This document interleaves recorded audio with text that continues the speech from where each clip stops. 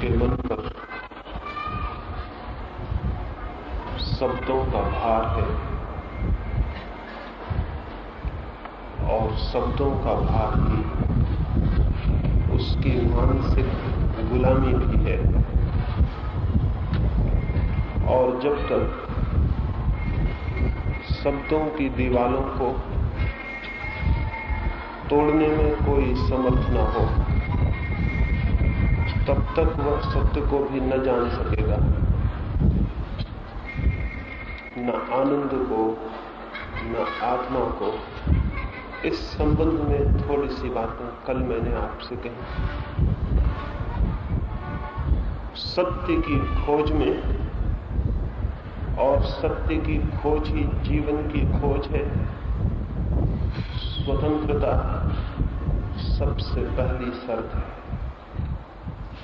जिसका मन गुलाम है वो और कहीं भला पहुंच जाए, परमात्मा तक पहुंचने की उसकी कोई संभावना नहीं।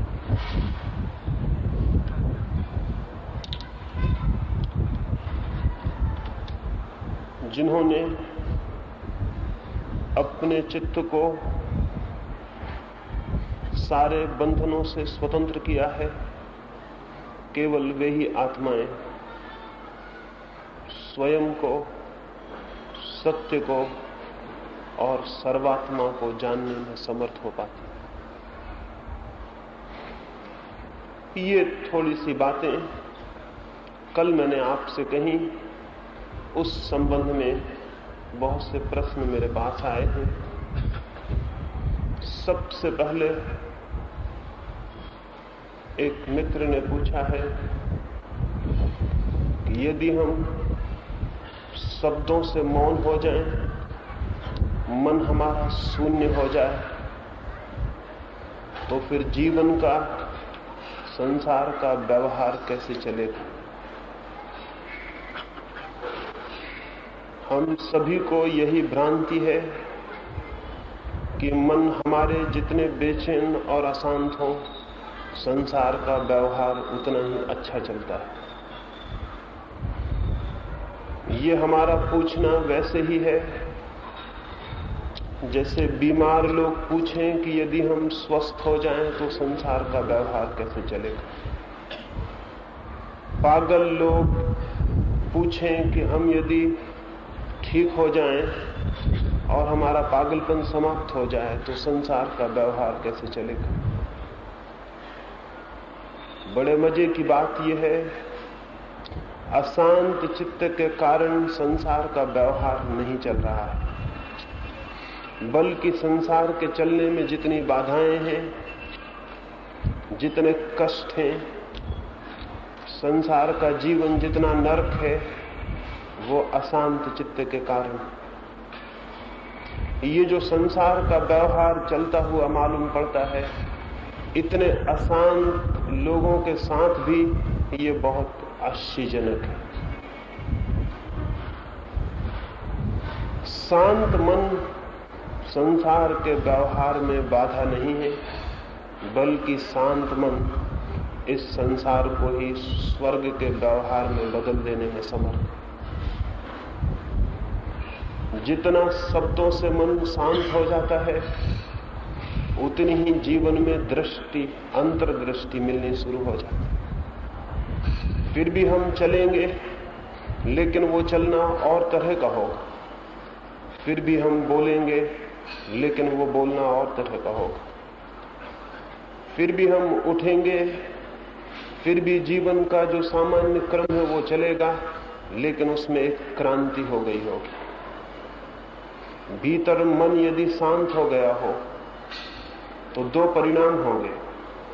ऐसे मन से जो चर्या निकलेगी, जो जीवन निकलेगा, वो दूसरों में अशांति पैदा नहीं करेगा, और दूसरे लोगों के अशांत व्यवहार की प्रतिक्रिया में ऐसे चित्त में कोई अशांति पैदा नहीं होगी, बल्कि उस पर फेंके गए अंगारे भी उसके लिए फूल जैसे मालूम होंगे, और वो खुद तो अंगारे फेंकने में असमर्थ हो जाए। संसार में इससे बाधा नहीं पड़ेगी, बल्कि संसार को हमने अपनी अशांति के द्वारा करीब करीब नरक के जैसा बना लिया है, उसे स्वर्ग जैसा बनाने में जरूर सहायता मिल जाएगी। और चूंकि हम आज तक मनुष्य के मन को बहुत बड़े सामूहिक पैमाने पर शांति के मार्ग पर ले जाने में असमर्थ रहे हैं, इसलिए हमें अपना स्वर्ग आकाश में बनाना पड़ा है। ये जमीन पर हमारे अशांत मन के कारण हमें स्वर्ग आसमान में बनाना पड़ा है। अगर मन शांत हो तो स्वर्ग को आकाश में बनाने की कोई जरूरत नहीं है, तो वो जमीन पर बन सकता है। स्वर्ग जब तक आकाश में रहेगा तब तक इस बात को भली भांति जानना चाहिए कि आदमी ठीक अर्थों में आदमी होने में समर्थ नहीं हो पाए। यदि वो ठीक अर्थों में आदमी हो जाए तो जमीन बुरी नहीं है और उस पर स्वर्ग बन सकता है। स्वर्ग का और क्या अर्थ है? जहां शांत लोग हों वहां स्वर्ग है, जहां भले लोग हों वहां स्वर्ग है। सुकरात को उसके मरने के पहले कुछ मित्रों ने पूछा कि क्या तुम स्वर्ग जाना पसंद करोगे या नरक? तो सुकरात ने कहा, इससे कोई फर्क नहीं पड़ता कि मैं कहां भेजा जाता हूं, मैं जहां जाऊंगा वहां मैं स्वर्ग का अनुभव करने में समर्थ हूं। इससे कोई भेद नहीं पड़ता कि मैं कहां जाता हूं, मैं जहां जाऊंगा अपना स्वर्ग अपने साथ ले जाऊंगा। हर आदमी अपना स्वर्ग या अपना नरक अपने साथ लिए हुए, और वो उसी मात्रा में अपने साथ लिए हुए है जिस मात्रा में उसका मन शांत हो जाता है, शब्दों की भीड़ से मुक्त हो जाता है, मौन हो जाता है। जितनी गहरी साइलेंस होती है उतना ही उसके बाहर एक स्वर्ग का घेरा, एक स्वर्ग का वायुमंडल उसके आसपास चलने लगता है। इसलिए ये हो सकता है कि एक ही साथ बैठे हुए लोग एक ही जगह पर न हो। ये हो सकता है कि आपके पड़ोस में जो बैठा है व्यक्ति वो स्वर्ग में हो और आप नरक में हो। ये इस बात पर निर्भर करेगा कि उसका मन कैसा है, उसके मन की आंतरिक दशा कैसी है। उस आंतरिक दशा पर ही बाहर का सारा जीवन, देखने का ढंग, अनुभूतियां सभी परिवर्तित हो जाती हैं। हमारे ही बीच महावीर या बुद्ध या क्राइस्ट जैसे लोग हुए हैं जो हमारे ही बीच थे, हमारी ही जमीन पर थे, लेकिन इसी जमीन पर उन्होंने उस आनंद को जाना जिसकी हमें कोई भी खबर नहीं। कैसे, कौन से रास्ते, कौन से मार्ग से? उनके पास शरीर हमारे जैसा ही था, उस शरीर पर बीमारियां भी होती थी और उस शरीर को एक दिन मर भी जाना पड़ा। उनके पैर में भी कांटा चुभ जाता तो खून बहता, और उनको भी गोली मार दी जाती तो उनका शरीर समाप्त हो जाता। हड्डी और मांस हमारे ही जैसा था, भूख और प्यास हमारे ही जैसी थी, जिंदगी और मरण हमारे ही जैसा था। लेकिन फिर फर्क क्या था? फर्क था तो भीतर कोई फर्क था। भीतर मन और तरह का था, हमारा मन और तरह का था। मन शांत था, मन मौन था। इस मौन और शांति से भी उन्होंने जीवन को जिया, और उस जीवन में से बहुत सी सुगंध पाई, बहुत सा संगीत पाया। हम अशांति के द्वारा जीवन को जीते हैं, और हम ये भी सोचते रहते हैं कि अगर हम शांत हो गए तो फिर जीवन कैसे चलेगा, जैसे जीवन अशांति से चल रहा हो। जीवन अशांति से चल नहीं रहा है, घिसट रहा है। जीवन अशांति से विकसित नहीं होता, केवल तड़पता है और परेशान होता है। और जीवन के व्यवहार का शांत हो जाने से कोई विरोध नहीं। लेकिन शायद सैकड़ों वर्षों की शिक्षाओं ने हमारे मन में एक तरह का द्वंद्व, एक तरह का द्वैत पैदा कर दिया।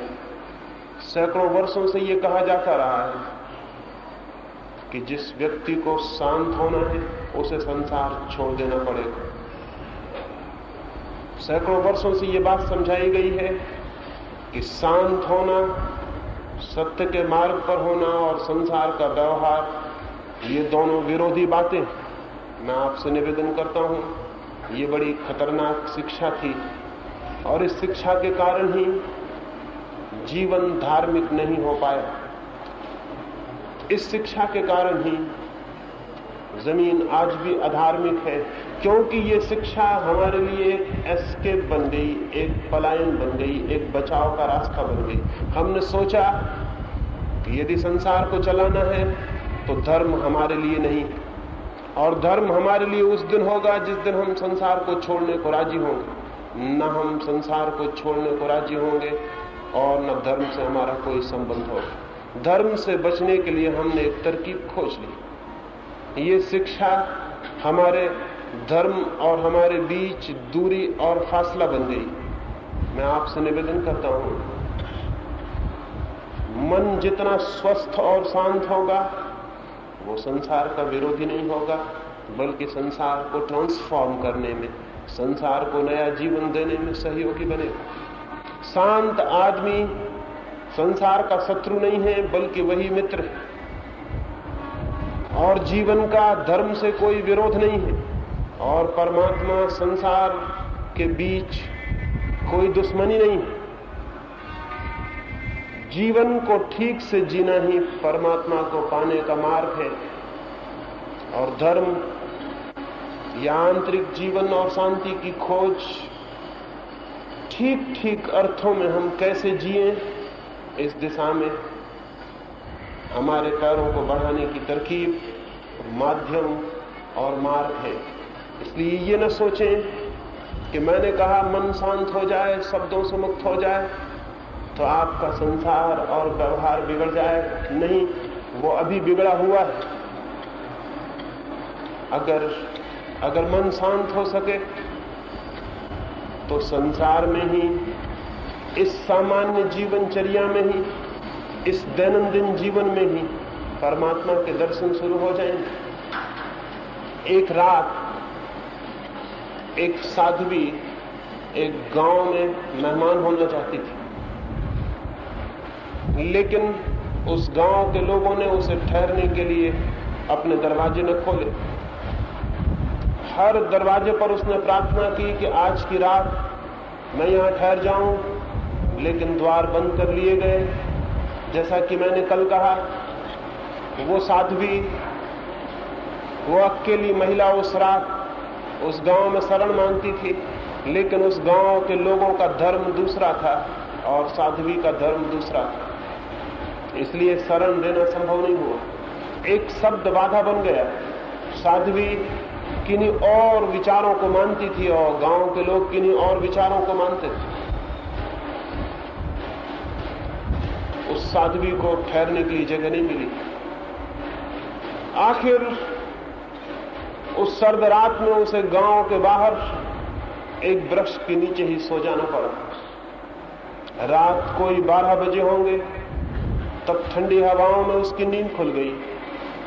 उसने आंखें खोली तो ऊपर पूर्णिमा का चांद वृक्ष के ऊपर खड़ा, और वृक्ष में रात के फूल चटक चटक के खिल रहे। उसने पहली बार आकाश में इतने सुंदर चांद को देखा, इतने एकांत में, इतने अकेलेपन में, और उसने पहली बार जीवन में उस वृक्ष पर रात के फूलों को खिलते हुए सुना। छोटी छोटी बदलियां आकाश में तैरती थीं। वो उठी और मौन उस रात के सौंदर्य को उसने जाना और पिया, और फिर आधी रात को ही वो गांव में वापस पहुंच गई। और उसने उन लोगों के द्वार खटखटाए जिन्होंने सांझ उसे शरण देने से इनकार कर दिया। अंधेरी रात, आधी रात में वे घर के लोग उठे और उन्होंने पूछा, कैसे आई हो? हम तो सांझ को तुम्हें इनकार कर चुके। उस साध्वी ने कहा, मैं धन्यवाद देने आई, काश तुमने मुझे अपने घर में ठहरा लिया होता। तो आज रात मैंने जो सौंदर्य जाना वो मैं कभी भी न जान पाती।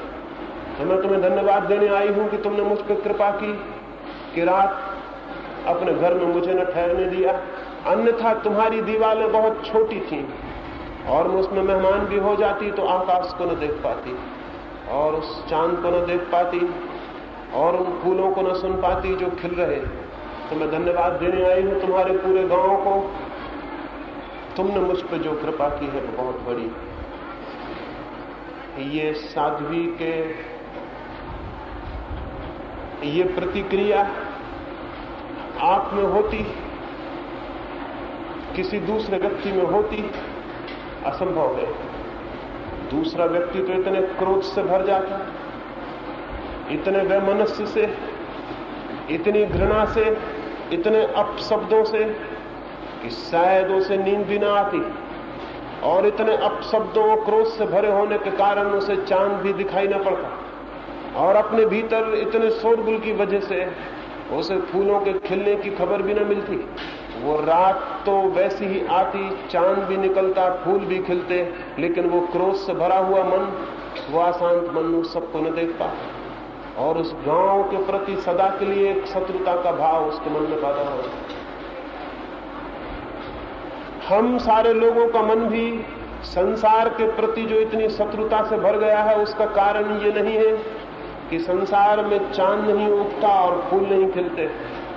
उसका ये कारण नहीं है कि संसार में सौंदर्य की कोई कमी, उसका ये कारण नहीं है कि संसार में सत्य का कोई अभाव, उसका ये भी कारण नहीं है कि संसार में चारों तरफ से परमात्मा की वर्षा नहीं हो रही, या कि प्रकाश की किरणों ने आना बंद कर दिया, या कि जीवन मृत हो गया। नहीं, आज भी फूल खिलते हैं, आज भी चांद निकलता है, आज भी परमात्मा की रोशनी 24 घंटे बरसा करती है, आज भी चारों तरफ उसकी ध्वनि उठती है, लेकिन हमारे पास वो मन नहीं है जो उसे जान सके, देख सके और पहचान सके। उसे जानने और पहचानने के लिए चाहिए एक शांत, एक साइलेंट माइंड। तो चारों तरफ संसार दिखाई पड़ना बंद हो जाए। मैं आपसे निवेदन करूं, संसार कहीं भी नहीं है सिवाय हमारे अशांत मन के। संसार हमारे अशांत मन का प्रोजेक्शन, हमारे अशांत मन की प्रतिछाया है, और अगर हमारा मन शांत हो जाए तो संसार कहीं भी नहीं। फिर जो शेष रह जाता है वो परमात्मा है, संसार है। दो चीजें नहीं है, संसार और परमात्मा, ऐसी दो चीजें कहीं भी नहीं है। ऐसी दो चीजें कभी भी नहीं रही। या तो संसार है या परमात्मा है। हम अशांत होते हैं तो हमें जो अनुभव में आता है वो संसार, और हम शांत हो जाते हैं तो हमें जो अनुभव में आता है वो परमात्मा। परमात्मा और संसार जैसी दो चीजें नहीं हैं। दो तरह के मन हैं, शांत मन और अशांत मन। शांत मन न तो व्यवहार में बाधा है, न संसार में, बल्कि जैसे जैसे भीतर शांति गहरी होती चली जाती, बाहर सब कुछ परिवर्तित होने लगता है। एक दूसरे ही जगत का, एक दूसरे ही सत्य का आविर्भाव होने लगता है। कुछ और ही दिखाई पड़ने लगता है वहीं जहां हमें पदार्थ के अतिरिक्त और कुछ भी कभी दिखाई नहीं पड़ा। कुछ और ही दिखाई पड़ने लगता है वहीं जहां हमें शरीरों के अतिरिक्त और कभी कोई स्पर्श न हुआ। अपार्थिव का प्रारंभ हो जाता है, अशरीरी का बोध शुरू हो जाता है। हमारे देखने और हमारे मन की गहरी क्षमता पर, हमारी रिसेप्टिविटी पर, हमारी ग्राहकता पर निर्भर करता है कि क्या हमें अनुभव होगा। हम अशांत होंगे तो निश्चय मानिए बाहर जहां जहां अशांति है उसके अतिरिक्त आपको और कुछ भी अनुभव नहीं होगा। आपका अशांत मन केवल अशांति को जानने में ही समर्थ। समान के पास समान खिंचा हुआ चला आता है। जब भीतर अशांति होती है तो चारों तरफ से अशांति हमारी तरफ चुंबक की तरह खींचने लगती। इसमें उस अशांति का कोई कसूर नहीं है। हमने जो अशांति का गड्ढा बनाया हुआ है वो अशांति को खींचने लगता है। और जब हमारे भीतर शांति होती है तो चारों तरफ से शांति के झरने हमारी तरफ बहने शुरू हो जाते। इसलिए इस जमीन पर जो आदमी जैसा होता है वैसा ही अनुभव कर लेता है। ये जमीन न तो बुरी है और न भली, यहां न स्वर्ग है और न नरक, न यहां अंधकार है और न प्रकाश। यहां तो हम जैसे होते हैं वैसे का ही हमें अनुभव हो जाता है, वैसे का ही हमें साक्षात हो जाता है। हम उसी से टकरा जाते हैं जो हम हैं। प्रत्येक व्यक्ति केवल अपने को ही सुनता और एहसास करता है। इसलिए ये न सोचें कि मन शांत हो जाएगा तो सब बंद हो जाएगा। नहीं, मन शांत होगा तो ही सबकी शुरुआत होगी। अभी तो करीब करीब सब बंद है। अभी तो हमारे जानने की न कोई क्षमता और न कोई विराट शक्ति। अभी तो जानने वाला मन ही नहीं, क्योंकि जानने की पहली शर्त है शांत हो जाना। अनुभव करने की पहली शर्त है शांत हो जाना। प्रेम को पाने की पहली शर्त है शांत हो जाना।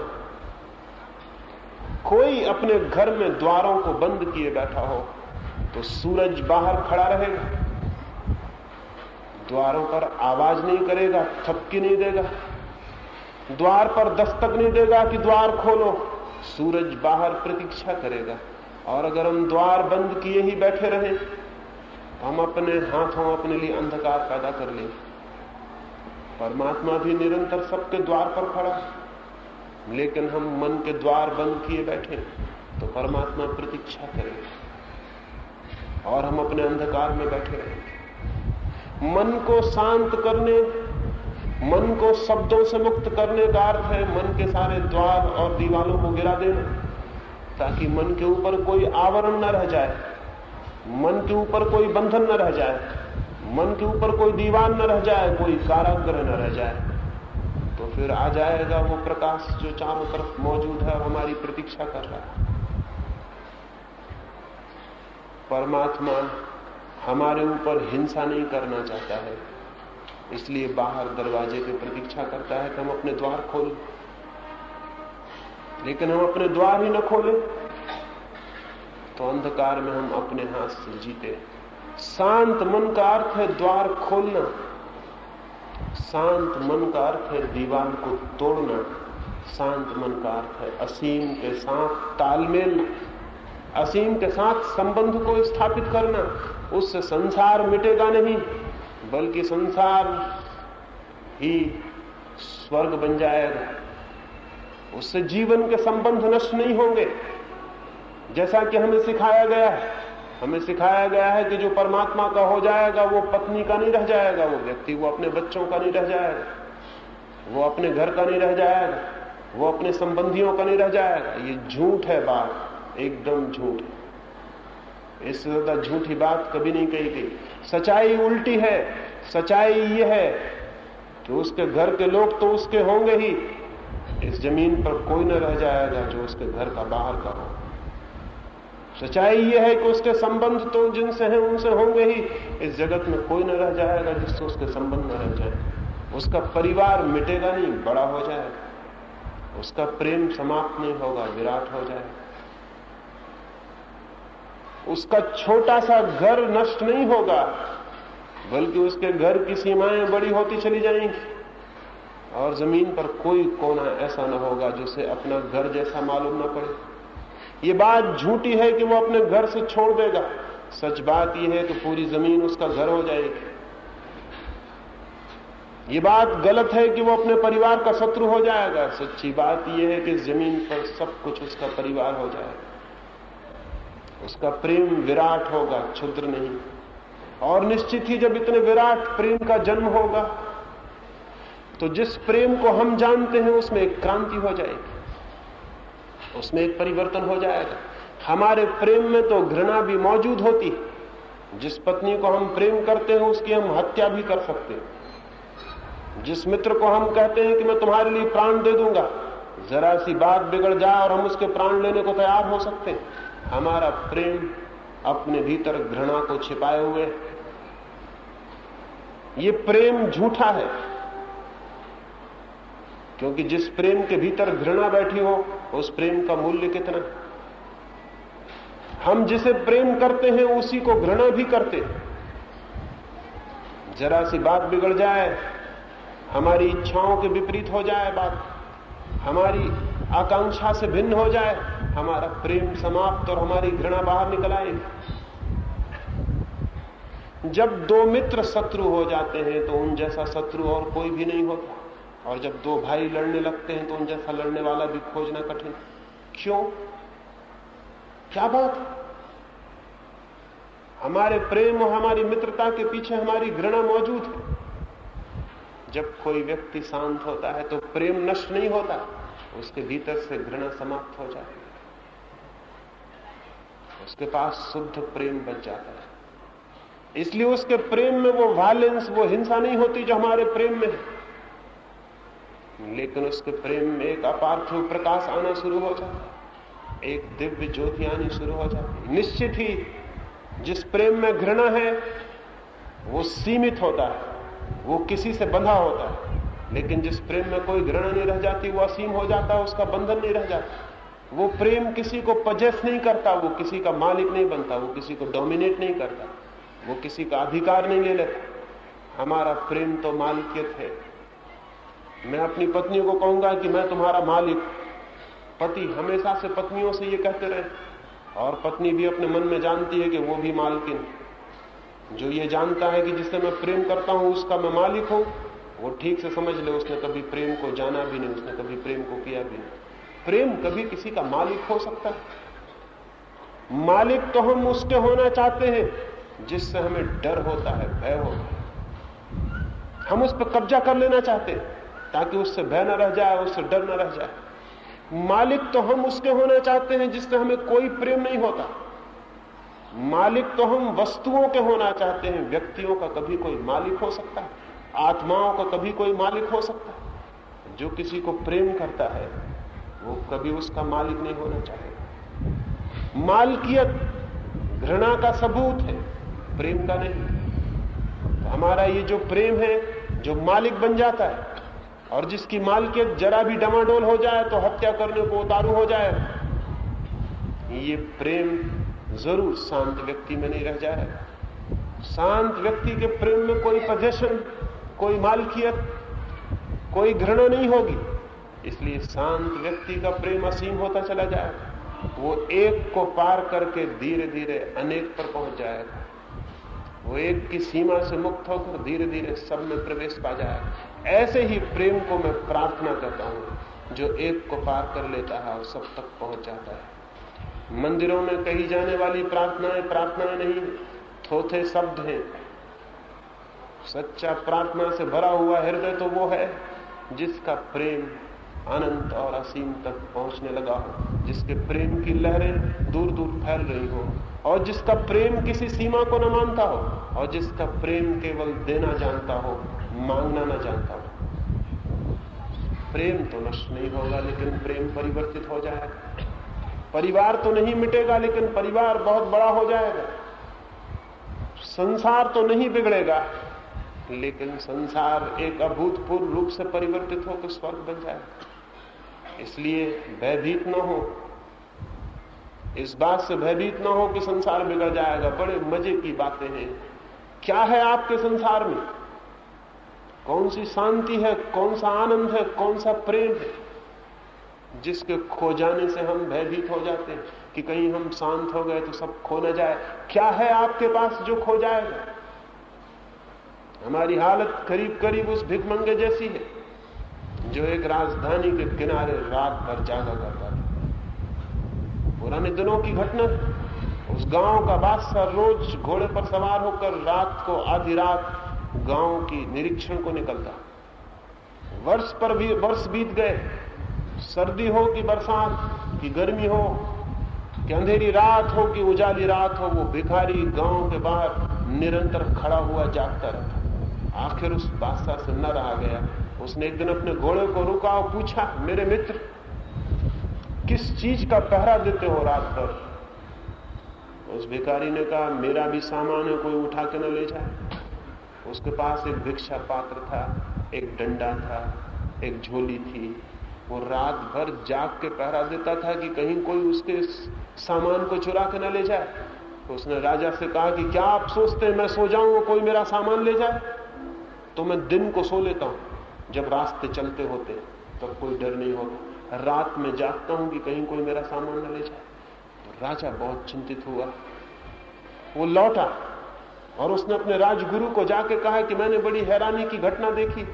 एक भिखमंगे ने मुझसे ये कहा है कि वो रात भर इसलिए जागता है कि कहीं उसका कोई सामान न ले जाए, और सामान उसके पास एक भिक्षा पात्र, एक डंडा और एक झोली से ज्यादा नहीं। उसके राजगुरु ने कहा, अक्सर ऐसा होता है जिनके पास कुछ भी नहीं होता वो हमेशा डरे रहते हैं कि उनकी चोरी ना हो जाए। अक्सर ऐसा होता है जिनके पास कुछ भी नहीं है वो भयभीत रहते हैं कहीं वो खो ना जाए। हमारे पास क्या है जिससे हम भयभीत? क्या है हमारे संसार में जिसके खो जाने से हम डरे हुए? क्या है? कौन सा आलोक हमारे प्राणों को आलोकित कर गया? कौन सा जीवन हमने जिया और जान लिया? स्मरण आती है कोई घड़ी जीवन में लौट कर देखने पर जिसे हम कहें कि ये मेरी संपदा है, इसे मैं संभालना चाहूंगा? कोई क्षण याद आते हैं जो ऐसे लगते हो जिनको बचाना जरूरी है? और अगर कल कोई परमात्मा आपसे आकर कहे कि जो जिंदगी आप जिए थे मैं दोबारा उसी जिंदगी को जीने का हक देता हूं, हम में से कितने लोग उसी जिंदगी को दोबारा जीने को राजी होंगे? कौन राजी होगा इस बात के लिए कि जो जिंदगी उसने जी ठीक वैसी जिंदगी दोबारा जीने को अगर मौका मिल जाए? इंकार कर देगा कि ऐसी जिंदगी मुझे नहीं जीनी, कुछ भी तो नहीं जाना, कुछ भी तो नहीं पाया, सिवाय दुख और पीड़ा के, सिवाय क्रोध और अशांति के क्या जाना, सिवाय बेचैनी और परेशानी के कौन सी चीज से पहचान हो गई? कुछ भी नहीं, लेकिन भय है कि कहीं वो खो न जाए। मत भयभीत होइए, शांत होने के साथ ही वो संपदा मिलनी शुरू होती है। जिसे खोने के लिए कोई भयभीत हो तो उचित भी माना जा सकता है, लेकिन बड़े आश्चर्यों का आश्चर्य यह है कि शांति से जो संपदा मिलती है उसके खो जाने का कोई मार्ग नहीं। उसे न कोई छीन सकता, न कोई नष्ट कर सकता, उसे न कोई मिटा सकता, न कोई जला सकता। शांत होने से जो संपदा मिलती है, हो सकता है कि कोई उसके खो जाने के लिए भयभीत भी हो क्योंकि वो संपदा है, लेकिन उसके खो जाने का कोई भय नहीं, क्योंकि वो प्राणों की प्राण है। वो हमारे बाहर नहीं है कि भटक जाए, खो जाए। वो तो हम स्वयं हैं, वो तो हमारा स्वरूप है। उस स्वरूप की दिशा में शांत होने के संबंध में थोड़ी सी बातें मैंने आपसे कल कही। स्मरण रखिए, कुछ खोएगा नहीं शांत होने से, क्योंकि अभी कुछ है ही नहीं पास में। हाँ, कुछ मिल जरूर जाएगा, लेकिन उसकी हमें कल्पना भी नहीं है कि वो क्या है जो मिल सकता है। और एक दूसरे मित्र ने पूछा है कि मैंने कहा शब्दों को दोहराएं नहीं, दोहराने रिपीटिशन से तो मन जड़ हो जाता है। तो उन्होंने पूछा है कि हमारे मंत्र सभी धर्मों के मंत्र हैं और शास्त्रों ने उनका अनुमोदन किया है, सैकड़ों वर्षों से कहा जाता रहा है उनको दोहराओ दोहराओ, और जितना ज्यादा दोहराओगे, जितना ज्यादा रिपीट करोगे, उतना ही ज्यादा भगवान के निकट पहुंचाओगे। तो उस संबंध में मेरा क्या ख्याल है? पहली बात, शांति दो प्रकार की होती है। एक तो शांति वो होती है जो आदमी को नींद में मिलती है, जब वो रात सो जाता है और सुबह उठ के कहता है मैं बहुत गहरी नींद में सोया, बड़ा अच्छा लगा, बड़ा मन शांत। बेहोशी की शांति। पैर में दर्द है और डॉक्टर एक इंजेक्शन लगा दे जिससे स्नायु सो जाएं, तो एक तरह की शांति मिलती है, दर्द का पता होना बंद हो जाता है। जड़ता की शांति है, पैर जड़ हो गया, उसकी संवेदनशीलता कम हो गई, दर्द का अनुभव नहीं होता। जो आदमी जितना ज्यादा संवेदनशील है, जितना सेंसिटिव है, उतना ही पीड़ाओं को अनुभव करता है। जो आदमी जितना जड़ है, जितना इडियट है, उतना ही कम पीड़ाओं को अनुभव करता है। क्योंकि पीड़ा के अनुभव के लिए संवेदनशीलता चाहिए। तो जितना संवेदनशील व्यक्ति होगा उतनी पीड़ा अनुभव करेगा, जितना कम संवेदनशील होगा उतनी कम पीड़ा अनुभव करेगा। जमीन पर जो सर्वाधिक बुद्धिमान, सर्वाधिक संवेदनशील हृदय है, वे सर्वाधिक दुख पाते हैं। जमीन पर जो बहुत जड़ बुद्धि है, उन्हें कोई भी दुख व्याप्त नहीं होता, उन्हें पता ही नहीं चलता, उन्हें ख्याल भी नहीं होता कि ये दुख है। क्योंकि दुख के लिए बोध चाहिए, अवेयरनेस चाहिए, होश चाहिए। दुख के अनुभव के लिए तो शांति दो प्रकार की हो सकती है। मन जड़ हो जाए तो भी ऐसा लगेगा कि शांत हो गए, नशा कर लें, शराब पी लें तो भी शांति मालूम पड़ेगी। लेकिन वो शांति झूठी है, उससे दुख मिटता नहीं। केवल दुख को अनुभव करने वाला यंत्र जड़ हो जाता है। दुख को अनुभव करने वाला यंत्र जड़ हो जाए, इससे दुख नहीं मिटता, इससे केवल दुख भूल जाता है। कितनी देर भुलाइएगा? भुलाने के कई रास्ते हैं, शारीरिक रास्ते हैं और मानसिक रास्ते हैं। शारीरिक रास्ते तो ये हैं, एक आदमी शराब पी लेता है, एक आदमी नाचने लगता है, नाचने में पागल हो जाता है, एक आदमी मेस्कलीन का इंजेक्शन लगवा लेता है, या और नए ड्रग्स हैं, एलएसडी है और जमाने भर के ड्रग्स हैं, उनको ले लेता है। कुछ घंटों के लिए उसकी सारी जो दुख को अनुभव की क्षमता है वो विलीन हो जाती है, फिर वापस लौट आएगी। दुनिया में लोग शराब व्यर्थ ही नहीं पीते रहे। सारी दुनिया पर नए नए ढंग के इंटॉक्सिकेंट ऐसे ही ईजाद नहीं होते रहे। कोई मनुष्य की बहुत गहरी जरूरत है जिसको वो पूरा करते रहे। वो जरूरत यह है दुख का पता न चले। तो जड़ता, कोई भी तरह की जड़ता और बेहोशी आ जाए, दुख का पता नहीं चलेगा। जो लोग शराब नहीं पीना चाहते, इंजेक्शन नहीं लेना चाहते, उनके लिए और भी सरल रास्ते। वे किसी शब्द को और मंत्र को निरंतर उच्चारण करें, रिपीट करें, उससे भी मन जड़ हो जाता है। कोई भी चीज की बार बार पुनरुक्ति करने से चित्त पर बोर्डम पैदा होती, डलनेस पैदा होती।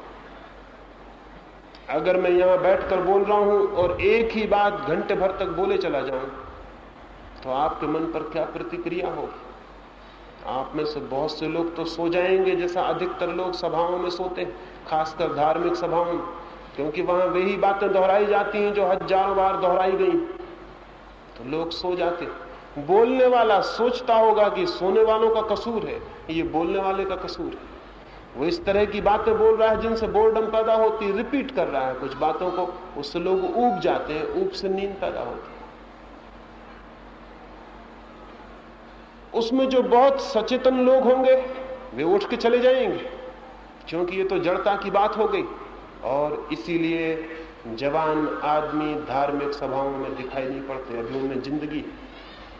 बूढ़े आदमी दिखाई पड़ते हैं। बूढ़े आदमी मौत की तरफ सरक रहे हैं, वो जड़ता की तरफ सरक रहे हैं। उनको कोई भी जड़ता प्रीति कर लगती है। जवान को जड़ता मुश्किल मालूम पड़ती है कि वहां बैठा रहे, और अगर बिल्कुल छोटे बच्चे बिठा दिए गए हो तो बिल्कुल ही नहीं बैठेंगे। अभी वो बहुत जीवंत हैं, अभी वो जड़ होने को राजी नहीं है, अभी जिंदगी उनमें बड़ा प्रवाह ले रही है, अभी जिंदगी उनमें खड़ी हो रही है, तो उन्हें जड़ता की कोई बात अपील नहीं करेगी। इसीलिए तो सारी दुनिया में धर्म से बच्चों और जवानों का संबंध टूट गया है, सिर्फ बूढ़ों का संबंध रह गया। ये इस बात की सूचना है कि जिस धर्म को हम बार बार दोहरा रहे हैं वो किसी न किसी रूप में जड़ता का पक्षपाती होगा। अगर वो जीवन का पक्षपाती होता तो बच्चे और जवान उसमें निश्चित ही उत्सुक होते। लेकिन ये जो रिपीटिशन है, ये जो बार बार दोहराना है किन्हीं बातों का, ये एक तरह की राहत, एक तरह की शांति लाता है। और वो शांति इस बात की, अगर आप राम राम राम राम घंटे भर तक कहते रहे, मन ऊब जाएगा, जो कि मन का स्वभाव। मन जागता है, नए से नई चीज हो तो जागता है। पुरानी पुरानी बात तो मन को जागने का कोई कारण नहीं रह जाता, वो सो जाता है। उससे जो तंद्रा पैदा होती है उसको लोग शांति समझते हैं। उससे जो निद्रा पैदा होती है, जिसको योग निद्रा कहते हैं, वो शांति नहीं है, वो केवल सो जाना है, वो ऑटो हिप्नोसिस है, वो आत्म सम्मोहन है, वो एक तरह की नींद है जो हम इजाद कर रहे हैं। अगर आपको नींद ना आती हो तो राम राम का जप बड़ा लाभ पहुंचा सकता है, कोई भी मंत्र का जप लाभ पहुंचा सकता है। लेकिन नींद आ जाना सत्य को जान लेना नहीं। नींद आ जाना शांति को पा लेना नहीं है। लिविंग साइलेंस बड़ी और बात है, डेड साइलेंस बड़ी और बात है। मरघट पे शांति होती है, वो भी एक शांति है। लेकिन हम यहां इतने लोग बैठे हैं और शांत हैं, ये बिल्कुल दूसरी शांति। ये मरघट की शांति नहीं है। यहां इतने जिंदा लोग बैठे हैं, जीवंत लोग बैठे हैं, और यहां एक शांति है। ये शांति बात। और बुद्ध का वैशाली के पास आना हुआ, 10,000 भिक्षु उनके साथ थे। गांव के बाहर उन्होंने डेरा डाला। वैशाली का नरेश भी उत्सुक हुआ देखने जाने को कि बुद्ध आए हैं, 10,000 भिक्षु उनके साथ आए हैं। कैसा ये आदमी जिसने राज्य छोड़ दिया, जो सम्राट से सड़क पर भिखारी हो गया, कैसा ये आदमी। उस नरेश ने भी अपने मंत्रियों को कहा कि मुझे दिखाने ले चलो, मैं चलना चाहूंगा। एक संध्या वो वैशाली के बाहर गए। उसने अपने मंत्रियों से पूछा कितनी दूर है। रथ पास आ गया था, वृक्षों का घना झुरमुट था। मंत्रियों ने कहा इन्हीं वृक्षों के उस पार, बस हम निकट ही हैं। 10 कदम के बाद वो नरेश संदेह से भर गया। उसने कहा तुम कहते थे 10,000 भिक्षु उनके साथ हैं और यहां तो बिल्कुल सन्नाटा है। उसने अपनी तलवार निकाल ली। उसने कहा मालूम होता है कोई धोखा दिया गया मुझे। तुम मुझे यहां कहां ले आए हो? 10,000 लोग जहां हो वहां 10 कदम के फासले पर इतना सन्नाटा। उसके मंत्रियों ने कहा आप परेशान न हो, उन लोगों को आप नहीं जानते। वे जीते जी शांत हो गए। वहां कोई आवाज नहीं, वहां कोई बातचीत नहीं हो रही। नरेश गया डरा हुआ, तलवार नंगी हाथ में लिए हुए। डर था उसे कि पता नहीं क्या खतरा हो जाए। 10,000 लोग जहां हो वहां इतनी शांति कल्पनातीत थी। वहां जाकर उसने देखा वहां तो पूरी बस्ती है 10,000 लोगों की। उसने बुद्ध से जाके पूछा बड़े अजीब मालूम होते हैं ये लोग, ये जिंदा है या मुर्दा? ये न कोई बात कर रहे हैं, न कोई चीत, न यहां कोई शोरगुल, न कोई आवाज। 10,000 लोग चुपचाप बैठे। बुद्ध ने कहा तुमने केवल मुर्दा शांति को ही जाना है, इसलिए तुम्हें शक पैदा होता है कहीं ये लोग मुर्दा तो नहीं। तुमने केवल मरघटों पर जो शांति होती है उसको जाना। हम उस शांति की खोज में हैं जो जिंदा आदमी को मिलती है, जो जीवित मन को मिलती है।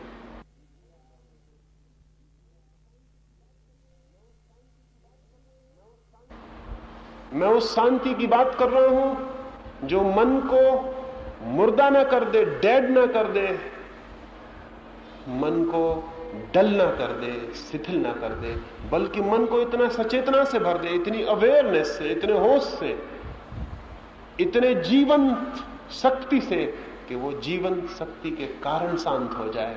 शक्ति की क्षीणता के कारण नहीं, सो जाने के कारण नहीं, बल्कि जागरण के कारण शांत हो जाए। तो जागरण से जो शांति आती है वो तो जीवित है। उस जीवित शांति में तो जाना जा सकता है सत्य, क्योंकि सत्य जानने के लिए जागृत होना जरूरी है, नहीं तो जानेगा कौन। लेकिन मंत्रों, नाम जप और इस तरह की बातों से जो शांति पैदा होती है वो झूठी निद्रा की शांति है, जीवन की शांति नहीं। उससे कुछ होने वाला नहीं। और ये जो मंत्र हैं, ये भी उन्होंने पूछा है, इतने मंत्र हैं, इनकी शक्तियों का वर्णन है, इनसे ये हो सकता है, ये हो सकता है, ये हो सकता है। बड़ा एक षड्यंत्र आदमी के साथ चलता रहा, एक बड़ी कॉन्स्पिरेसी चलती रही। और वो षड्यंत्र ये है, जो मैं एक छोटी सी कहानी से आपको कहूं। एक मस्जिद के बाहर एक मुल्ला सुबह खड़े होकर पत्थर फेंक रहा था। गांव का राजा वहां से निकला, उसने उस मुल्ला को पूछा कि मेरे मित्र ये पत्थर किस लिए फेंक रहे हो? उस मुल्ला ने कहा ताकि शेर, चीते, जंगली जानवर यहां राजधानी में ना आ सके, इसलिए पत्थर फेंक रहा हूं। वो राजा बहुत हैरान हुआ। उसने कहा कि मैंने आज तक न तो यहां शेर देखे न चीते देखे, तुम फिजूल पत्थर फेंक रहे हो। वो मुल्ला क्या बोला? वो बोला कि तुम्हें पता ही नहीं है राजन, मेरे पत्थर फेंकने की वजह से ही तो शेर और चीते यहां नहीं आते। तुम सोचते हो शेर चीते नहीं है, और मेरे पत्थर फेंकने की वजह से वो नहीं आते। अभी कुछ समय पहले 8 ग्रह इकट्ठे हो गए थे और सारा मुल्क दीवाना हो गया सारी दुनिया को बचाने के लिए, और न मालूम किस किस तरह की बेवकूफियां हमने की। और अगर कोई हमसे कहे कि देखो कुछ तो हर्जा नहीं हुआ उन अष्टग्रह से, तो हम कहेंगे तुम पागल हो। अरे हमारे यज्ञ हवन की वजह से कोई हर्जा नहीं हो पाया, नहीं तो हर्जा हो जाता। वो तो हमने जो मंत्रोच्चार किए और हमने जो पवित्र अग्नियां जलाई, उनकी वजह से सारी दुनिया बच गई, नहीं तो दुनिया डूब जाती। वो हमारे पत्थर फेंके इसलिए शेर चीते नदारत हो गए, नहीं तो वो तो कथे। अगर हमने ये नहीं किया होता तो कहीं भी दुनिया कभी की डूब के नष्ट हो गई होती, महाप्रलय हो गया होता। ये सारे मंत्र उन भूत प्रेतों को भगाते हैं जो है ही नहीं। पहले हमें यह विश्वास दिला दिया जाता है कि भूत प्रेत हैं, पहले हमें यह विश्वास दिला दिया जाता है कि ये फियर, ये घबराहट है। जब हम उससे भयभीत हो जाते हैं तो उसको दूर करने के लिए मंत्र बता दिया जाता है। निश्चित ही भय दूर हो जाएंगे उन मंत्रों से, क्योंकि भय थे ही नहीं। कहावत है फेथ कैन मूव माउंटेन्स। कहावत है विश्वास पहाड़ों को हटा सकता है, लेकिन केवल ऐसे पहाड़ों को जो काल्पनिक हो। सच्चे पहाड़ों को आज तक किसी विश्वास ने न हटाया और न हटा सकता है। हाँ, झूठे पहाड़ हटाए जा सकते हैं और झूठे पहाड़ समझाए जा सकते हैं कि हैं। हम इतने नासमझ हैं कि हम हजारों झूठी बातों पर हजारों वर्ष तक विश्वास करते रहे और आज भी हमारी नासमझी का कोई अंत नहीं हुआ। आज भी हम विश्वास करते हैं। उनको हटाया जा सकता है क्योंकि वो है ही नहीं। जो बीमारियां नहीं हैं वे मंत्रों से दूर की जा सकती हैं। जिन सांपों में जहर ही नहीं होता वे मंत्रों से उतर जाते हैं। हिंदुस्तान में 97% सांपों में कोई जहर नहीं होता, केवल 3% सांपों में जहर होता है। 100 आदमियों को सांप काटे, 97 के मरने का कोई भी कारण नहीं सिवाय इसके कि वो भय से न मर जाए। तो 97 मौकों पर तो मंत्र काम कर ही जाएगा। ये हो सकता था कि मंत्र न होता तो वो आदमी मर जाते, क्योंकि दुनिया में बीमारी से कम लोग मरते हैं, भय से ज्यादा लोग मरते हैं।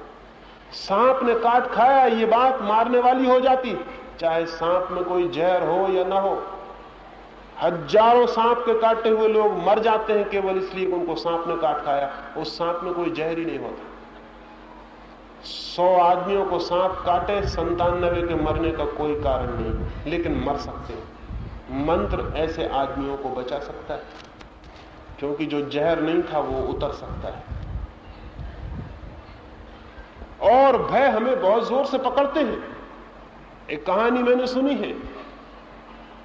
एक राजधानी के बाहर एक फकीर रहता था। एक दिन सुबह सुबह उसने देखा एक बहुत बड़ी काली छाया नगर की तरफ भागी चली आ रही। उसने उस काली छाया से पूछा, तुम कौन हो?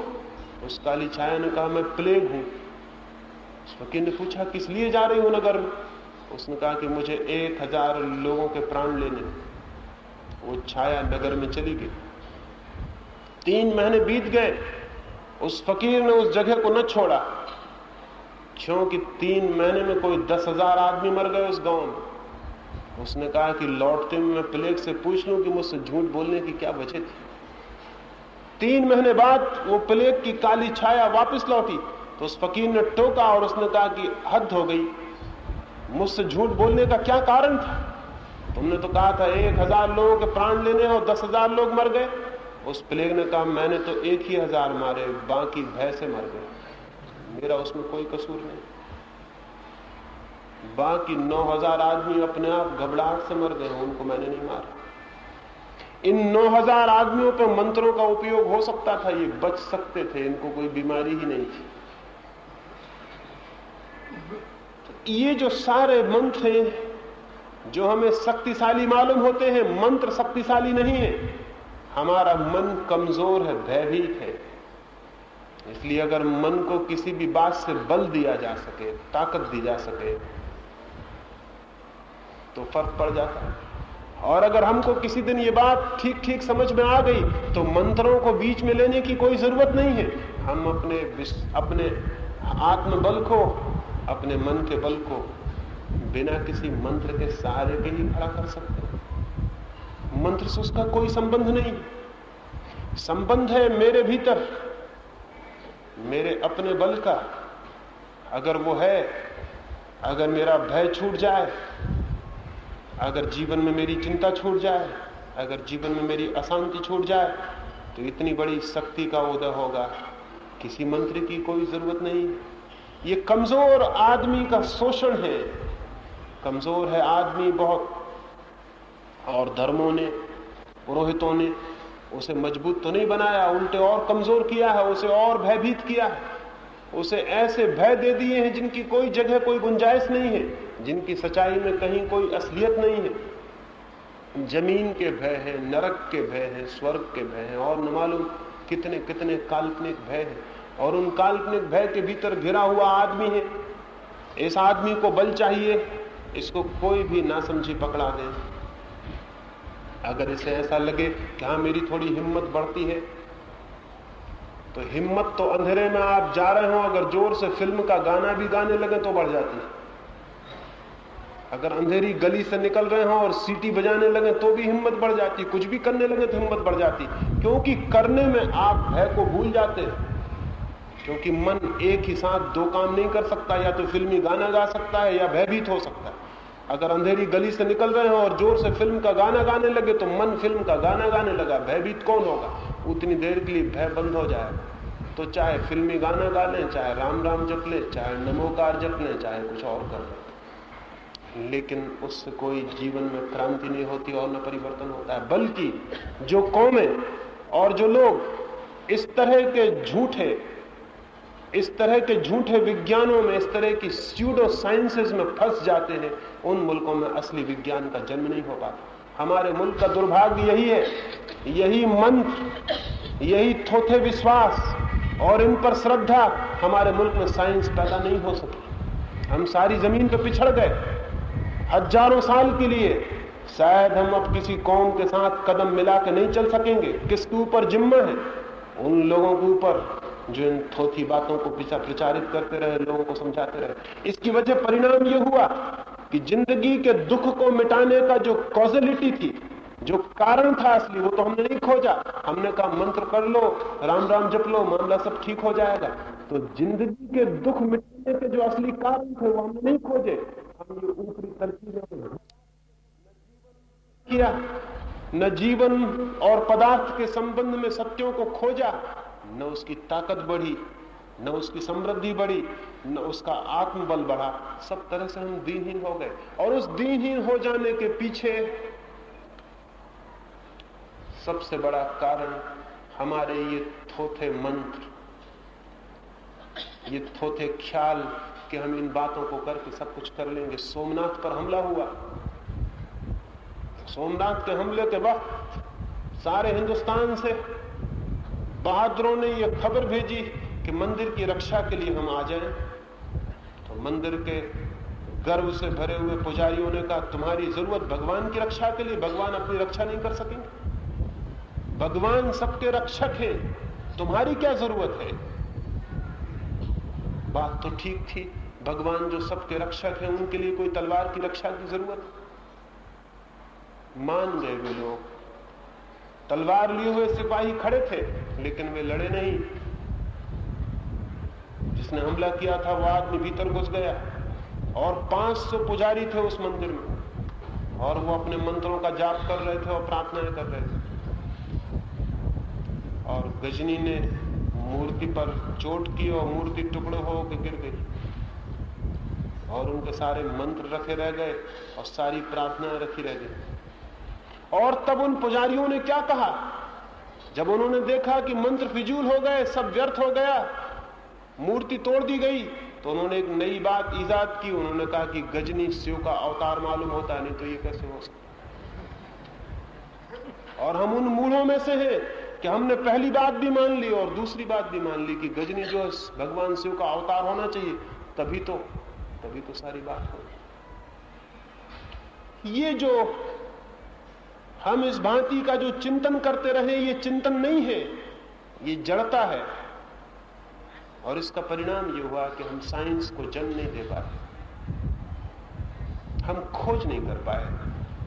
दूसरी कौमों के लोग जो सभ्यता और विचार के रास्ते पर हमसे बहुत पीछे चले, बहुत पीछे, वे आज चांद तारों पर पहुंच रहे। उन्होंने पदार्थ का अणु तोड़ लिया। वे आज आत्मा और मन की तलाश में भी बहुत गहरे जा रहे हैं। और हम जिन्होंने यात्रा बहुत पहले शुरू की थी, आज जमीन पर सबसे पीछे खड़े। कौन है जिम्मेवार? वही लोग जो आज भी मंत्र और हवन की बातें कर रहे हैं। जीवन बातचीत करने से हल नहीं होता और ऊपरी इलाज करने से चिकित्साएं नहीं होती। जीवन में कारण खोजने पड़ते हैं। कारण की खोज साइंस है और बिना कारण को खोजे शब्दों को दोहराने की आस्था सुपरस्टिशन है, अंधविश्वास। मैं आपसे निवेदन करता हूं, कोई मूल्य इनका बहुत नहीं है। और जब तक हम ये बात स्पष्ट रूप से न समझ लेंगे और हमारे मुल्क की नई पीढ़ी इस जंजाल से नहीं छूट जाएगी, तब तक हम अपने मुल्क में सत्य के अनुसंधान में न तो पदार्थ को खोज सकेंगे और न परमात्मा को। मंत्र ना तो पदार्थ की खोज में अर्थपूर्ण है और न परमात्मा की खोज।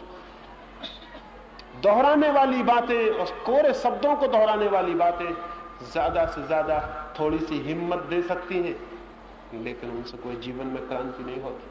और जितने जल्दी हम इस बात को समझ लें उतना अच्छा है, नहीं तो शायद हमारे दुर्भाग्य के मिटाने के रास्ते भी बंद हो जाएंगे, समय भी खो जाएगा और हम अपने दुर्भाग्य को पहुंचने की सारे उपाय अपने हाथ से ही तोड़ देंगे। लेकिन हम आज भी यही किए चले जा रहे हैं। आज भी पानी नहीं गिरता तो हम मंत्र का सहारा लेते हैं। 5000 साल से हम यही करते रहे। 5000 साल से हम यही करते रहे कि जो हमसे न बन सके उसमें हम मंत्र का सहारा ले लेते हैं। बीमारी हो तो मंत्र, पानी न गिरे तो मंत्र, आदमी मरता हो तो मंत्र, अनाज पैदा ना हो तो मंत्र।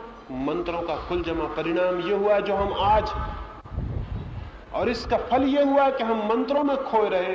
और अगर हम कारण खोजने में इतनी ताकत लगाते तो कोई वजह न थी कि आकाश से पानी क्यों न गिर सके, कोई वजह न थी कि जमीन के भीतर से पानी क्यों न निकाला जा सके।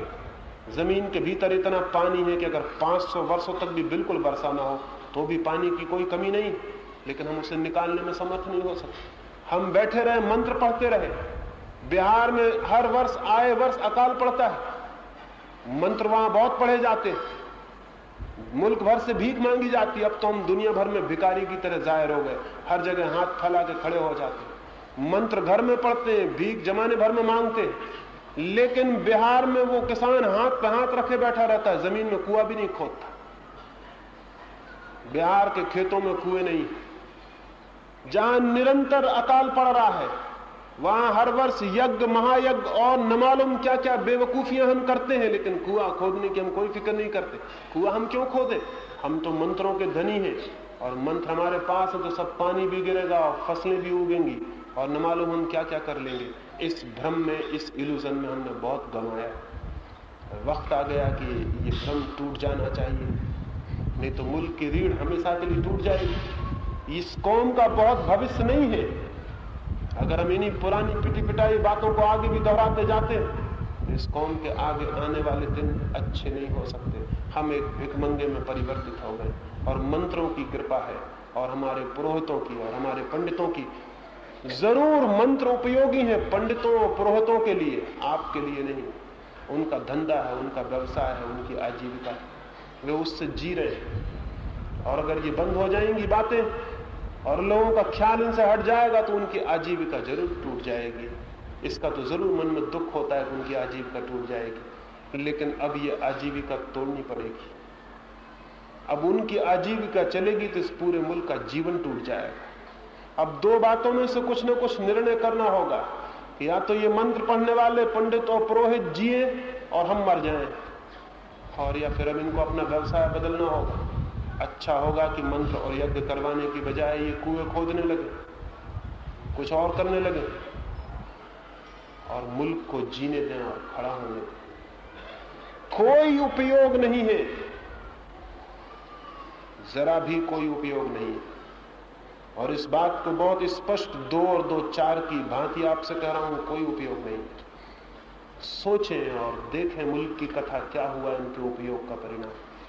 हम कहां खड़े हैं, लेकिन हम विचार भी नहीं करते। हमसे आज सोचते होंगे हम ठीक से मंत्र नहीं पढ़ पाए इसलिए सब गड़बड़ हो गई। शायद हम सोचते होंगे यज्ञ हवन कम कर पाए इसलिए ये गड़बड़ हो गई, या मंत्र तो पढ़े लेकिन उच्चारण ठीक नहीं हो पाया, संस्कृत में कुछ भूल हो गई इसलिए ये गड़बड़ हो गई, या शायद हमने पंडित पुरोहितों की बात पूरी तरह नहीं मानी इसलिए ये सब गड़बड़ हो गई।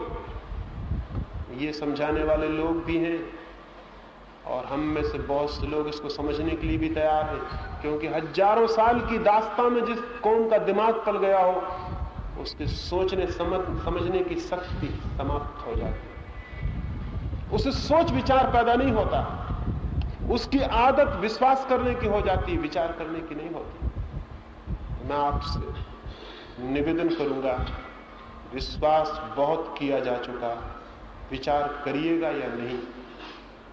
बहुत हो चुका विश्वास, बिलीफ पर हम बहुत जी चुके, अब विचार करिएगा या नहीं। चहुमुखी विचार की जरूरत है, सर्वांगीण विकास की विचार की जरूरत है। पदार्थ के संबंध में, जीवन के संबंध में, परमात्मा के संबंध में विवेक की जरूरत है, खोज की जरूरत है। अंधेपन की जरूरत नहीं है कि मान लें, मान लेने की कोई आवश्यकता नहीं, किसी बात को मानने की कोई जरूरत नहीं है। बहुत मान चुके और बहुत खो चुके, मुल्क बैंकरप्ट हो गया, दिवालिया हो गया, उसकी आत्मा नष्ट हो गई, उसके प्राण भटक गए, उसकी सारी दिशा खो गई, उसकी आंखें बंद हो गई। लेकिन फिर भी हम दोहराए जा रहे हैं उन्हीं बातों को जो हमारे भटकाने का रास्ता बनी, हम आज भी कहे जा रहे हैं।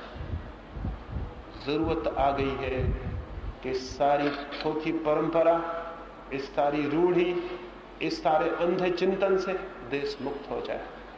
और मैं आपसे कहता हूं कि उस भांति होने से मुल्क अधार्मिक नहीं हो जाएगा, अधार्मिक अभी है। विश्वासी व्यक्ति अंधा होता है, अंधा आदमी कभी धार्मिक नहीं होता।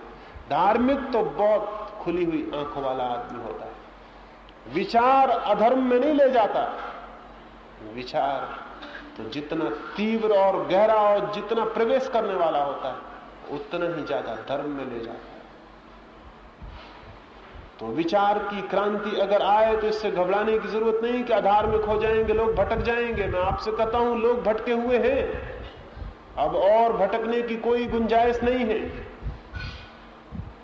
और ये भी ख्याल रखें कि जितना जितना विचार की सामर्थ्य पैदा होती है, सोच पैदा होता है, जीवन को कसने और परखने की हिम्मत और विश्लेषण करने की हिम्मत पैदा होती है, संदेह करने की हिम्मत पैदा होती है, उतना भीतर प्राणों का साहस बढ़ता है, आत्मा बलवान होती है। जो लोग कभी संदेह ही नहीं करते, उनकी आत्मा कमजोर ना हो जाएगी तो और क्या होगा। एक मित्र ने पूछा है, वो अंतिम प्रश्न, उसके बाद में चर्चा बंद करूंगा। एक मित्र ने पूछा है, हमसे तो कहा जाता है कि हम माँ बाप गुरु को आदर दें, सम्मान दें और उनकी बात को हमेशा प्रमाणिक माने, उस पर शक न करें, उस पर संदेह न करें। तो मेरा क्या विचार है इस संबंध? पहली बात, अगर कोई भी आपसे कहता हो मुझे आदर दो, तो उसे आदर कभी मत देना, क्योंकि ये मांग उस आदमी के भीतर आदर योग्य होने की कमी का सूचक है। अगर कोई कहता हो, अगर गुरु ये कहता हो मुझे आदर दो, उसे कभी आदर मत देना, क्योंकि यह आदमी गुरु होने के योग्य भी नहीं रहा। गुरु कभी आदर नहीं मांगता, जो आदर मांगता है वो गुरु नहीं रह जाता। आदर की मांग बड़े क्षुद्र मन की सूचना है। आदर मांगा नहीं जाता, आदर मिलता है। मैं ये नहीं कहता कि माँ बाप को आदर दो, मैं ये कहता हूं माँ बाप ऐसे होने चाहिए कि उन्हें आदर मिले। आदर मांगा नहीं जा सकता, और मांगा हुआ आदर एकदम झूठा होगा। अगर कोई देगा भी, वो झूठा होगा। अगर बच्चे आदर देंगे इसलिए कि माँ बाप मांगते हैं कि आदर दो, क्योंकि हम बुजुर्ग हैं, हमने जिंदगी देखी और हमने ये किया और हमने वो किया, अगर इस वजह से वो आदर मांगते हैं, तो वो पक्का समझ लें वो बच्चे में आदर नहीं, अनादर के बीज बो रहे हैं। हाँ, आज तो बच्चा कमजोर है, इसलिए डर की वजह से आदर देगा, लेकिन कल आप कमजोर हो जाएंगे और बच्चा ताकतवर हो जाएगा। आप बूढ़े हो जाएंगे और बच्चा जवान हो जाएगा, तब पासा बदल जाएगा, बच्चा सताएगा और अनादर देगा। ये जो जवान बच्चे अपने माँ बाप को अनादर दे रहे हैं, ये अकारण नहीं है। इनसे बचपन में जबरदस्ती आदर मांगा गया, उसका रिएक्शन, उसकी प्रतिक्रिया। जब इनके हाथ में ताकत आएगी तो ये उसका बदला चुकाएंगे। आपके हाथ में ताकत थी तो आपने आदर मांग लिया, अब इनके हाथ में ताकत है, तब ये बच का बदला चुकाएंगे कि जो आदर दिया था उसको एक एक रत्ती रत्ती पाई चुकता कर लेंगे। सारी दुनिया में बच्चों की जो बगावत है वो माँ बाप के प्रति नहीं है, माँ बाप के जबरदस्ती मांगे गए आदर के प्रति। माँ बाप को कौन अनादर देगा? कोई कल्पना भी नहीं कर सकता उनको अनादर देने की। लेकिन माँ बाप होने तो चाहिए, वो है कहां? गुरु होने तो चाहिए, वो है कहां? इसलिए मैं ये नहीं कहता कि गुरु को आदर दो, मैं तो ये कहता हूं जिसके प्रति तुम्हारा आदर खिंचा हुआ चला जाए उसे गुरु समझ लो। माँ बाप को आदर मिलना नहीं चाहिए, दिया नहीं जाना चाहिए, मांगा नहीं जाना चाहिए। ये तो हद हो गई। अगर एक माँ अपने बेटे से कहे कि तुम मुझे आदर दो, इस किस बात की खबर हुई? इस बात की खबर हुई कि वो माँ होने में समर्थ नहीं हो सकी, नहीं तो आदर तो मिलता। एक पिता अपने बेटे से कहे मुझे आदर दो क्योंकि मैं तुम्हारा पिता हूं, ये बात भी अगर कहनी पड़े और समझानी पड़े तो बात खत्म हो गई। ये पिता होने के योग्य नहीं था। जब भी आदर मांगा जाता है तो समझ लेना चाहिए समाज में आदर पाने योग्य लोग समाप्त हो गए। सचमुच योग्य व्यक्ति कभी आदर नहीं मांगता, सम्मान नहीं मांगता। और जिस व्यक्ति को इस बात का एहसास है कि वो जो कह रहा है सच है, वो कभी ये नहीं कहता कि मेरी बात को प्रमाण मान लेना। जिस आदमी को अपनी बात पर शक होता है वो हमेशा जोर देकर कहता है कि मेरी बात प्रमाण है, मैं जो कह रहा हूं वो सत्य है। जिस आदमी को शक होता है अपनी बात पर, वो ये कहता है कि मैं जो कह रहा हूं वो प्रमाणित है, इस पर शक करोगे गर्दन काट देंगे। लेकिन जिसको अपनी सच्चाई पर, अनुभव पर, जिससे सीधा बोध होता है कि जो मैं कह रहा हूं सच है, वो कभी ऐसा नहीं कहता। वो कहता है कि मुझे दिखाई पड़ता है कि ये सच है, तुम भी सोचना और खोजना। क्योंकि उसे इस बात का पता है कि अगर दूसरे व्यक्ति ने सोचा और खोजा तो वो निश्चित ही इस नतीजे पर आ जाएगा जो मैं उससे कह रहा हूं। लेकिन जिसको ये डर होता है कि मैं जो कह रहा हूं पता नहीं वो सच है या झूठ, वो कहता है ये प्रमाणिक है और मेरी बात को इसलिए मान लेना कि मैं तुम्हारा पिता हूं, इसलिए मान लेना कि मैं गुरु हूं, इसलिए मान लेना कि मेरी उम्र तुमसे ज्यादा है। ये बातें सब कमजोरी के लक्षण हैं और झूठ के लक्षण, सत्य के लक्षण नहीं। इसलिए कोई गुरु कभी नहीं कहता कि मेरी बात को प्रमाण मान लेना, वो कहता खोजना, अन्वेषण करना। वो ये नहीं कहता कि मेरी बात मान लो कि यही सच है। जो आदमी ऐसा कहता है वो गुरु नहीं है, वो तो शत्रु है, क्योंकि वो आपके भीतर सोच विचार के पैदा होने के बीज को नष्ट कर रहा है। वो आपको विश्वास की तरफ ले जा रहा है, विश्वास आपको अंधेपन की तरफ ले जाएगा। कल कोई दूसरा आदमी कहेगा कि मेरी बात मान लो क्योंकि मेरी उम्र भी ज्यादा है, तो फिर आप उसकी बात भी मान लेना। परसों कोई तीसरा आदमी कहेगा मेरी बात मान लो, तो उसकी बात भी मान लेना। सोवियत रूस में 1917 में क्रांति हुई, वहां के लोग मानते थे कि ईश्वर है, विश्वास करते थे कि ईश्वर है।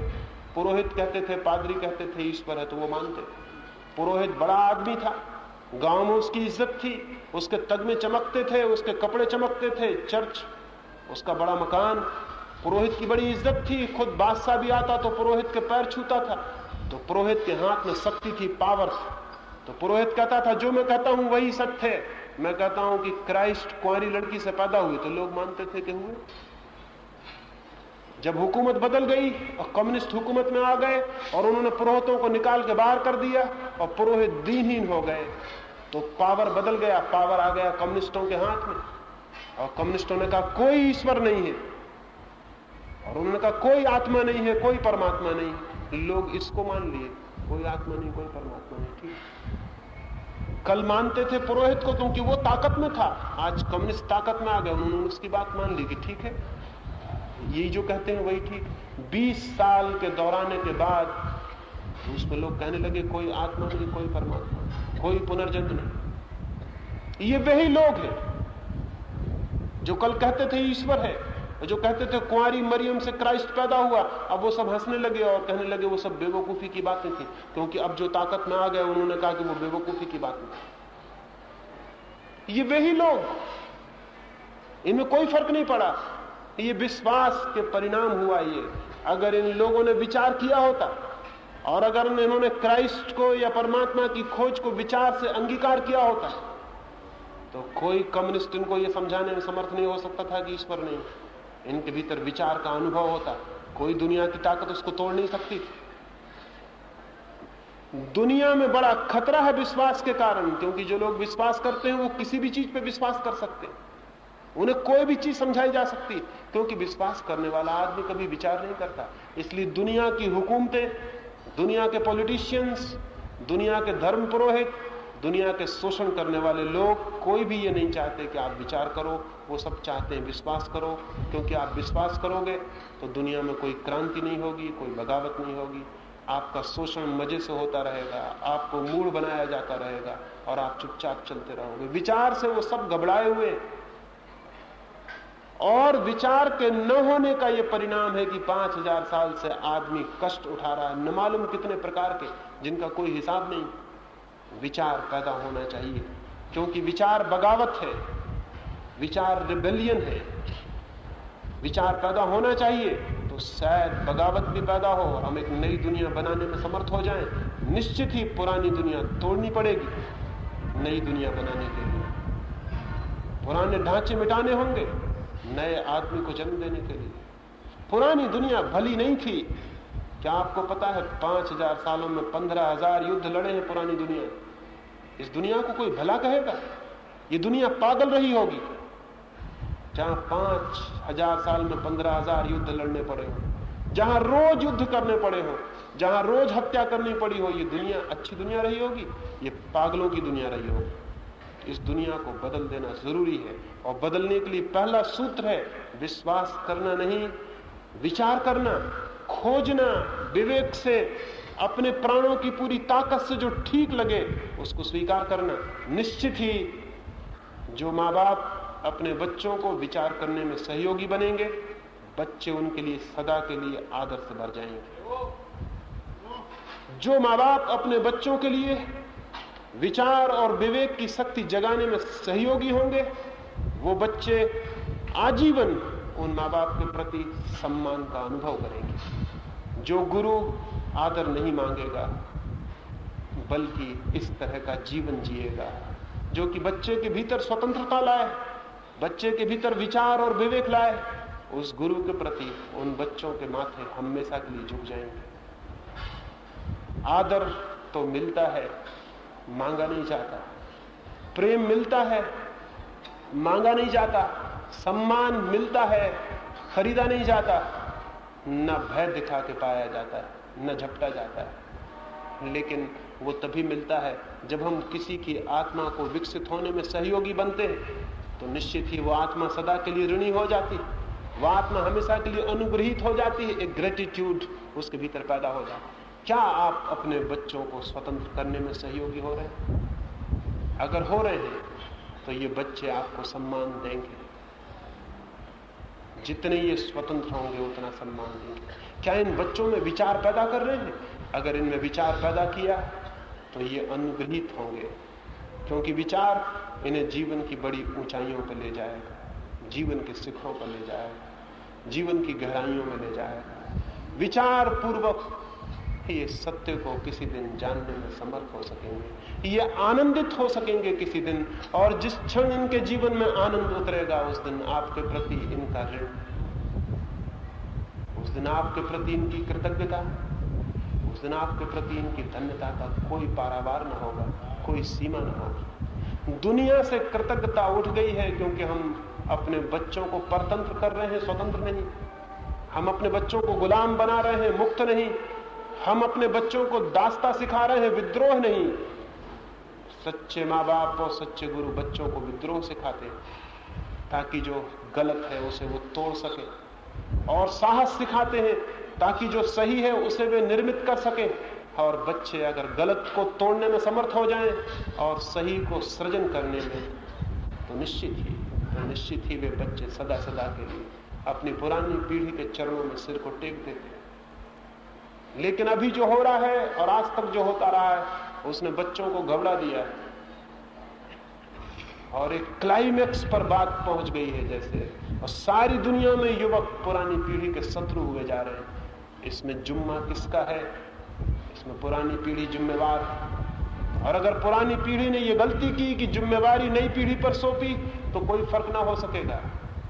लेकिन अगर पुरानी पीढ़ी ने यह समझा कि कुछ बुनियादी भूलें हैं जिनकी वजह से नई पीढ़ी भटक रही है, जिनकी वजह से नई पीढ़ी के मन में कोई कृतज्ञता का भाव नहीं है, कोई ग्रेटिट्यूड नहीं है, कोई सम्मान नहीं है, कोई आदर नहीं है, तो शायद हम नई पीढ़ी में वो भाव पैदा कर सकें जो कि उसमें होना चाहिए।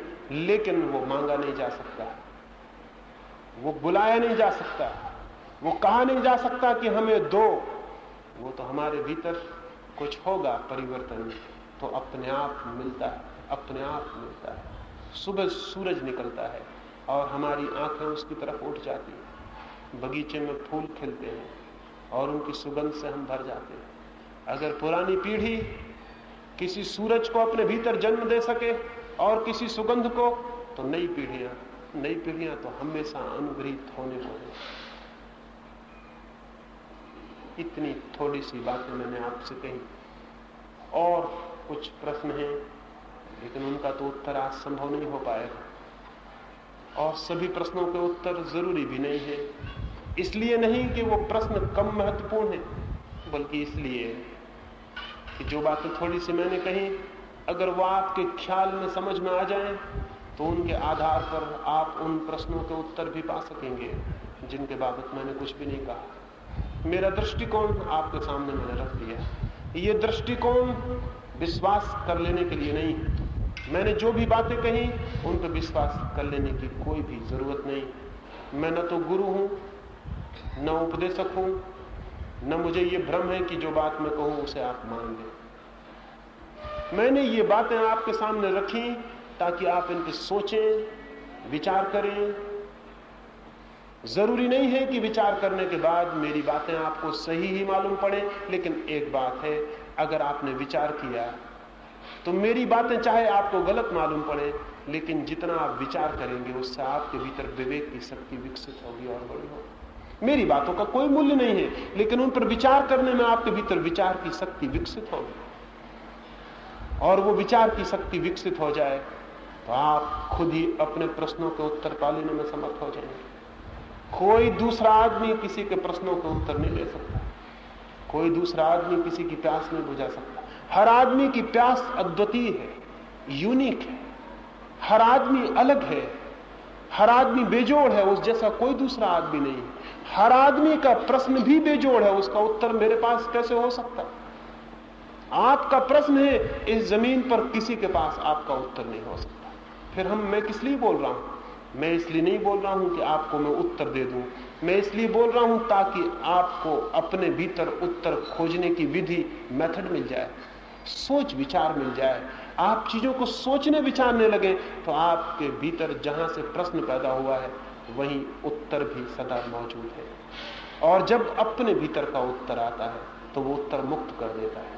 वो उत्तर ही जीवन दर्शन बन जाता है, वो उत्तर ही जीवन का सत्य बन जाता है, वो उत्तर ही हमारे प्राणों की प्यास को बुझाने वाला जल बन जाता है। उसको खोजें, मुझ पर या किसी पर विश्वास करने से वो नहीं मिलेगा, बल्कि संदेह करने से मिलेगा। तो मैंने जो बातें कही उन पर खूब संदेह करें, उनका खूब विश्लेषण करें, उनको तोड़ें फोड़ें, उनको बजाएं और परखें। हो सकता है वे सारी बातें गलत हों, तो उन सारी बातों के गलत होने में भी आपको सही की झलक मिलनी शुरू हो जाएगी, और हो सकता है कोई बात उसमें सही हो तो आपकी खोजबीन से वो सही आपको दिखाई पड़ जाएगा, और तब उससे मेरा कोई संबंध नहीं होगा, वो सत्य आपका हो जाएगा। और जो सत्य आपका है वही सत्य है, दूसरों के सब सत्य असत्य है, आपका सत्य ही सत्य हो सकता है। मेरी बातों को इतने प्रेम और शांति से सुना, उससे बहुत बहुत अनुग्रहित हूं, और अंत में सबके भीतर बैठे परमात्मा को प्रणाम करता हूं। मेरे प्रणाम स्वीकार करें।